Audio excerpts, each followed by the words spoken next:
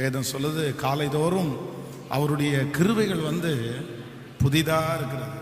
அப்போ காலையில போய் கர்த்தர் சமூகத்துல எழும்பி போய் நின்று யாரையும் சந்திக்கிறதுக்கு முன்னாடி ஆண்டவரை சந்திக்கிறதுல ஒரு பெரிய பலன் இருக்குது. வெறும் இந்த 21 நாட்கள் மட்டுமல்ல, நம்முடைய வாழ்க்கையிலேயே இந்த காலையில ஆண்டவரை பார்க்கறதற்குன்னு நம்ம எல்லாரும் டைமை ஒதுக்கிறோம்.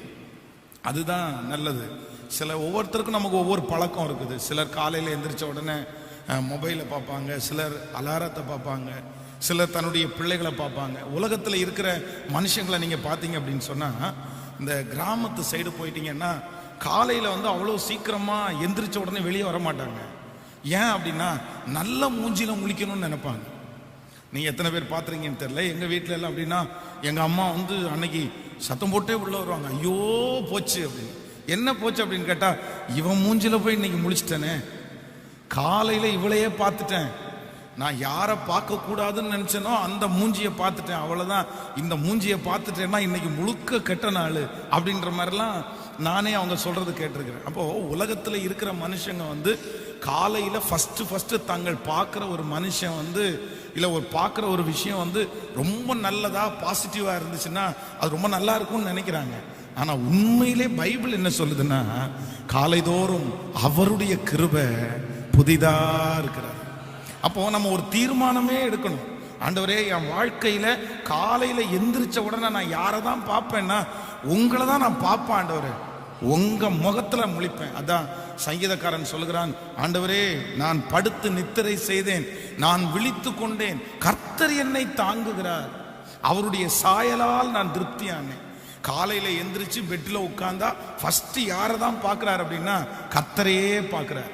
அதே போல அவருடைய இருதயம் அப்படிதான் சொல்லுது. என்னன்னா நைட்டு படுக்கும்போது அப்படியே ஜெபம் பண்ணிட்டே படுக்கிறதுனால காலையில எந்திரிக்கும் போது துதியினுடைய சத்தத்தோடயே அவர் எந்திரிக்கிறார். பாருங்க, உங்களுடைய நாள் முழுக்க நீங்க ரொம்ப பலனா ஆக்டிவா எந்த சூழ்நிலை வந்தாலும் சோர்ந்து போகாம இருக்கணும்னா யார் முகத்தை பார்க்கணும்னா கர்த்தர் முகத்தையே.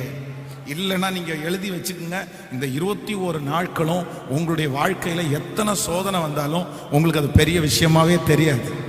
ஏன்னா காலையில ஆண்டவருடைய முகத்தை பார்த்துட்டீங்க, அதுக்கப்புறம் நடக்கிறதெல்லாம் நமக்கு வெற்றியாகவே நடக்கும். ஆமேன். இந்த இரண்டாவது செக்ஷன்லையும் கர்த்தருடைய சமூகத்திலே ஒரு வாக்கு தத்தத்திற்காக நான் ஜெபித்த போது ஆண்டவர் என்னுடைய இருதயத்திலே ஒரு வாக்கு தத்தத்தை கர்த்தர் வைத்தார். வாசிக்கலாம். 2 ராஜாக்களின் புஸ்தகம் 16ஆம் அதிகாரத்தை எடுத்துக்கொள்ளலாம். 2 ராஜாக்களின் புஸ்தகத்திலே 6ஆம் அதிகாரத்திலே 6ஆம் அதிகாரம் 16வது வசனத்தை நம்ம வாசிக்க போறோம்.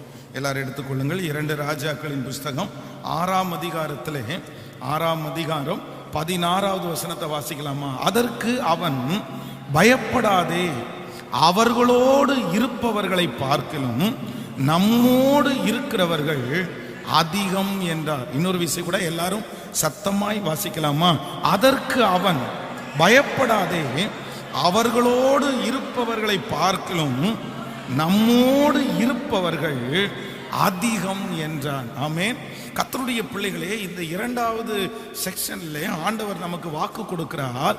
அவர்களோடு இருப்பவர்களை பார்க்கிலும் நம்மோடு இருக்கிறவர்கள் அதிகம்.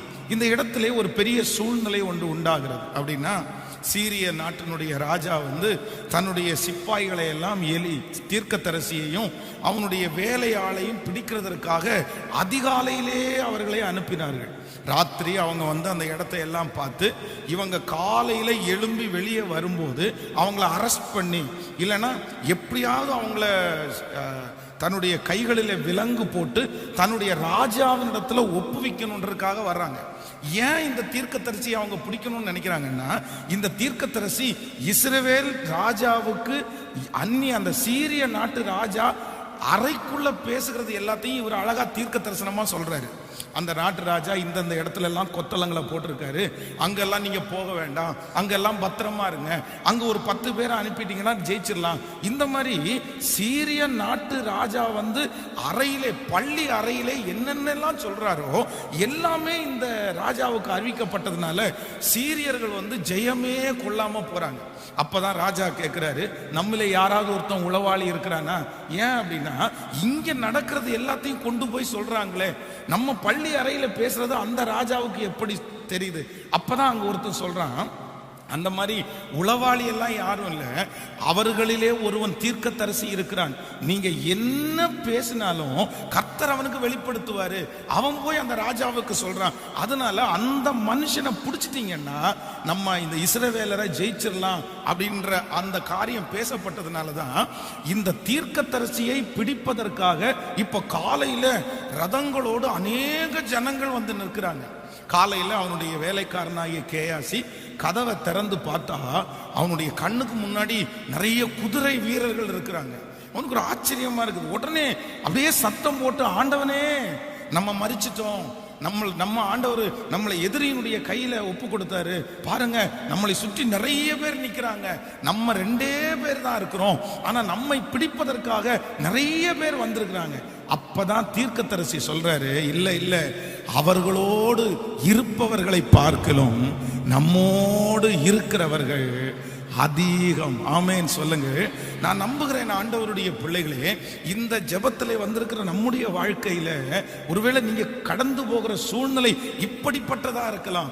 உங்களுக்கு எதிராக இருக்கிற பிரச்சனை, உங்களுக்கு எதிராக இருக்கிற சவால்கள் வந்து பெரிய வல்லமை உள்ளதா இருக்கலாம். உங்க கண்ணுக்கு முன்னாடி அது ரொம்ப பெருசா தெரியலாம். அதையும் உங்களையும் ஒப்பிட்டு பார்க்கும்போது நீங்க ரொம்ப சின்னவர்களாகவும், நீங்க ரொம்ப குறைஞ்சவங்களாகவும், உங்கள்கிட்ட பலனே இல்லாதது மாதிரியும், உங்கள்கிட்ட ஆள் பலம் பணபலம் எதுவுமே இல்லாதது மாதிரியும், ஆனா எதிரில் நிற்கிற பிரச்சனைக்கு பெரிய பலம் இருக்கிறது மாதிரியும் ஒருவேளை நீங்க நினைக்கலாம். ஆனா ஆண்டவர் உங்களுக்கு வாக்கு கொடுக்கிறாரு, நீ அதை விசுவாசிக்க வேண்டாம். அவர்களோடு இருப்பவர்களை பார்க்கலும், அந்த பிரச்சனையை பார்க்கலும், அந்த சவாலை பார்க்கலும் உங்களோடும் என்னோடும் இருக்கிற தேவனாகிய கர்த்தர் அவர் பெரியவர். நமக்கு இருக்கிற பலன் பெரிய பலனா இருக்கிறது. ஆமென். சில நேரங்களிலே நமக்கு இருக்கிற பலனை வந்து உலகத்துல யாரும் கண்டுபிடிக்க முடியாது, நம்மளும் சில நேரத்தில் கண்டுபிடிக்க முடியாது. பாருங்க, அந்த எதிரியினுடைய ஆட்கள் வந்து சுற்றி வளைத்து நிற்கிறார்கள். அவங்க வந்து இவங்க 2 பேரை மட்டும்தான் பார்த்தாங்க. அவங்கள சுற்றி இருக்கிற அக்னி ரதமான குதிரை வீரர்களை அவங்க கண்ணு பார்க்கவே இல்லை. கேயாசியால கூட, வேலைக்காரனாலே கூட தனக்கு முன்பாக நிற்கிற அக்னி ரதத்தை கண்டுபிடிக்க முடியல. ஆனா தேவனுடைய மனுஷன் ஜெபம் பண்ணினதற்கு பிற்பாடுதான் அவனாலே பார்க்க முடியுது. அப்போ நீங்க ஒருவேளை உங்களை சுற்றி ஆண்டவர் உங்களுக்காக வைத்திருக்கிற பாதுகாப்பு, உங்களுக்காக வைத்திருக்கிற வழியை நீங்க சில நேரங்களில் அறியாம இருக்கலாம், அதை கண்டுபிடிக்க முடியாது. ஆண்டவர் சொல்லி இந்த இடத்துல உனக்கு 10 பேரை வச்சிருக்கிறேன், இந்த இடத்துல உனக்கு 5 பேரை வச்சிருக்கேன்னு நமக்கு நிறைய நேரத்தில் சொல்ல மாட்டாரு. ஆனா உண்மை என்ன அப்படின்னா, நீங்க 2 பேரா இல்ல, நீங்க தனியா இல்ல. எந்த சவாலை நீங்கள் சமாளிக்க போகிறீர்களோ அந்த சவாலை விட உங்களுக்குள்ளே இருக்கிற உங்களை சுற்றி இருக்கிற பாதுகாப்பு, உங்களுக்குள்ள இருக்கிற பலன் சின்ன பலன் இல்லை, அது பெரிய பலன். நான் தீர்க்க தரிசனமாய் சொல்லுகிறேன், இந்த கூட்டத்தை முடித்து போகும்போது உங்களுக்கு முன்பாக இருக்கிற சவாலை நீங்கள் ஈஸியாக ஜெயிப்பீர்கள், நீங்கள் சுலபமாய் தாண்டுவீர்கள். அதை உங்களுடைய கண்களுக்கு முன்பாக அது சமாதானமாய் மாறும். ஏன் அப்படின்னா உங்களோடு கூட இருக்கிறது தேவ பலன், உங்களோடு கூட இருக்கிறது. ஆமென். உங்களை பார்த்து நிறைய பேர் கேட்கலாம், உங்களிடத்துல என்ன இருக்குது, உனக்கு யார் இருக்கா, உனக்கு எந்த சொந்தக்காரருக்கு இருக்காங்க, எனக்கு இருக்கிற பலனை நான் காமிக்கவா, எனக்கு இருக்கிற திறமையை நான் காமிக்கவா, எனக்கு இருக்கிற ஆள் பலம் என்னன்னு உனக்கு தெரியுமா, எனக்கு இருக்கிற மனுஷ பலம் என்னன்னு தெரியுமா? உங்களை பார்த்து யாராவது ஒருத்தர் இப்படி இதே வார்த்தையிலே சொல்லி இருப்பார்களே, ஆனால் கர்த்தர் இன்றைக்கு உங்களுக்கு முன்னாடி வாக்கு கொடுக்கிறார், அவர்களோடு இருப்பவர்களை பார்க்கலும் உன்னோடு இருப்பவர்கள் அதிகம். ஹல்லேலூயா. இந்த ஜபத்திலே இன்று வரைக்கும் நீங்க நிறைய பேர் நிர்மூலமாகாதிருப்பதற்கு காரணம் என்னவென்று சொன்னா, நான் நம்புறேன் எதிரியினுடைய பலன் குறைவா இருந்ததுனால இல்ல, அவங்களுக்கு நிறைய பலன் இருந்துச்சு. ஆனா அவங்களை விட ஒரு படி கர்த்தர் உங்களை தலையை நிமிர பண்ணினார். ஆமென். நீங்க தாழ்ந்து போறதுனால, நீங்க இறங்கி போறதுனால உங்களிடத்துல யாருமே இல்லைன்னு எதிரி நினைக்கலாம். ஆனா நான் நம்புறேன், இல்ல இல்ல, ஆண்டவர் ஏற்ற காலத்துல உங்களோட இருக்கிற பலன் பெரிய பலன் என்று நிரூபிக்க போகிறார். அப்படியே கையை உயர்த்தி ஆண்டவரிடத்துல சொல்லுங்க, இந்த வார்த்தை எனக்கு நிறைவேற போகிறதற்காக நன்றி. உங்கள் சொந்தங்கள் உங்களோடு ஒரு பெரிய கூட்டத்தை கர்த்தர் வைத்திருக்கிறத பார்க்க போறாங்க. ஹalleluya. அவர்களிடத்திலே இருக்கிற பலத்தை விட உங்கள் பலன் பெரியது என்கிறதை ஆண்டவர் உணர பண்ண போகிறார். சீக்கிரமாய் ஒரு நாள் வரும்.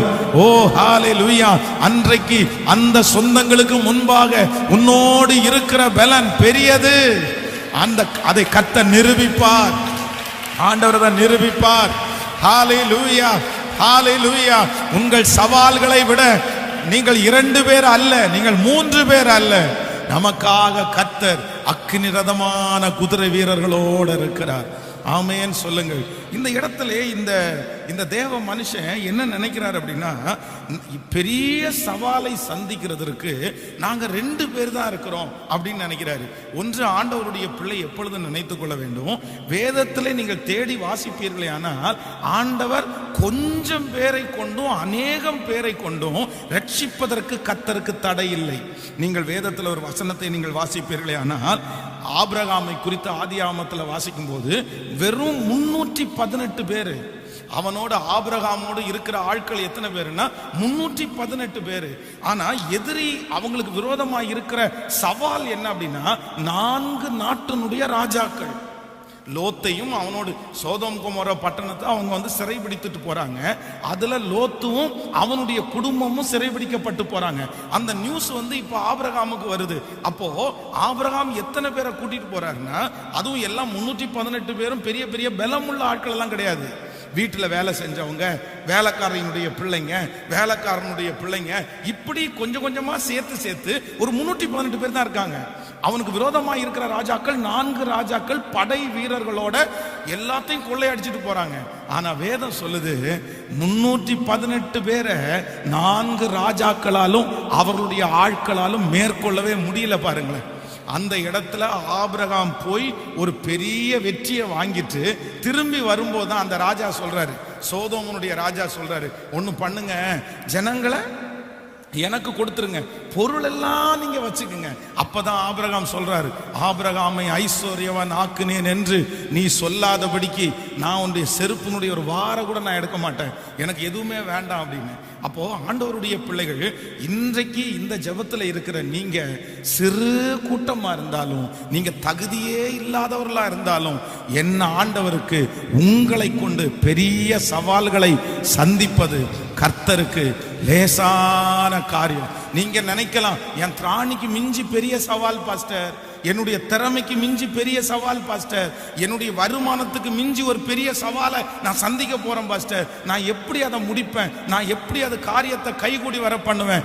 நீங்க அஞ்ச வேண்டாம். கொஞ்சமா இருந்தாலும் அநேகமா இருந்தாலும் உதவி செய்வது என் கர்த்தருக்கு லேசான காரியம். 318 பேரை கொண்டு 4 ராஜாக்களை முறியடிக்க முடியுமானால் உங்களுடைய பலவீனமான பிள்ளையை கொண்டு அந்த காரியத்தை செய்வதற்கு என் கர்த்தரால முடியும். எத்தனை பேர் ஆமோதிக்கிறீங்க? கையை உயர்த்தி சொல்லுங்க, ஆண்டவரே, ஆபிரகாமின் தேவன் என் தேவன். சொல்லுங்க, ஆபிரகாமின் தேவன். ஹalleluya. ஆபிரகாமின் தேவன் பலன் உள்ளவனா இருந்தாலும் பலன் அற்றவனா இருந்தாலும் உதவிகள் செய்வது கர்த்தருக்கு லேசான காரியம். பலன் உள்ளவனா இருந்தாலும் அற்றவனா இருந்தாலும் உதவிகள் செய்வது கர்த்தருக்கு லேசான காரியம். ஆமென் சொல்லுங்கள். 318 பேரை கொண்டு ராஜாக்களையே முறியடித்த கர்த்தர். நீங்க அது மட்டும் இல்ல, தாவீதுனுடைய மகனை குறித்து நீங்கள் வாசிக்கும் போது, சாமுவேல்ல வாசிக்கும் போது வேதம் சொல்லுது, அங்கேயும் அப்படிதான், அவனும் அவனுடைய ஆயுததாரியும் மட்டும்தான் இருக்கிறாங்க. 2 பேர் தான். இப்போ அந்த யோனத்தானுடைய ஆயுததாரி, அதுவும் பைபிள் சொல்லும் போது அந்த யுத்தத்தை அவங்க ஆரம்பிக்கும் போது சவுலுடைய கையிலையும் யோனத்தானுடைய கையிலையும், இவங்க 2 பேருடைய கையில மட்டும்தான் பட்டயம் இருக்குது, வேற யாருடைய கையிலையும் பட்டயம் இல்லை. ஆனா எதிராய் நிற்கிற கூட்டம் மகா பெரிய கூட்டம், ஒரு மலையின் மேல திரளான கூட்டம் நடக்குது. அப்பதான் யோனத்தான் தன்னுடைய வேலைக்காரனை கூப்பிட்டு சொல்றாரு, வா நம்ம அந்த தனயத்திற்கு போவோம், வா கர்த்தர் ஏதாவது நமக்கு செய்வாரு. அப்ப அந்த வேலைக்காரர் சொல்றாரு, சரி போலான்னு சொல்லி 2 பேர் தான் போறாங்க. 2 பேரு அவ்வளோ பெரிய கூட்டம். ஆனா வேதம் சொல்லுது, எதிரிகள் தங்களுக்குள் வெட்டுண்டு மடிய செய்தார். ஒரே பட்டயம், 2 பேரு. ஆனா யுத்தத்தை முடிச்சிட்டு வரும்போது வேதம் சொல்லுது, பெரிய ஆர்ப்பரிப்பின் சத்தம். அப்போ நான் நம்புறேன், உங்கள்கிட்ட இருக்கிறத வச்சு நீங்க ஒண்ணுமே கணக்கு போட வேண்டாம். நம்முடைய ஆண்டவர் ரொம்ப பெரியவர். யார் அப்படி கலங்கி போய் இந்த ஜெபத்தில் நீங்க கலந்து கொள்றீங்கன்னு தெரியல. நீங்க எங்கிருந்து இந்த சத்தத்தை கேட்டாலும் நான் நம்புறேன், ஆண்டவர் இன்னைக்கு வாக்கு கொடுக்கிறாரு. உன்னிடத்துல இருக்கிற கொஞ்சம் அல்ல, தேவனிடத்துல இருக்கிற நிறைவு ரொம்ப பெருசு. ஆமென். ஹல்லேலூயா.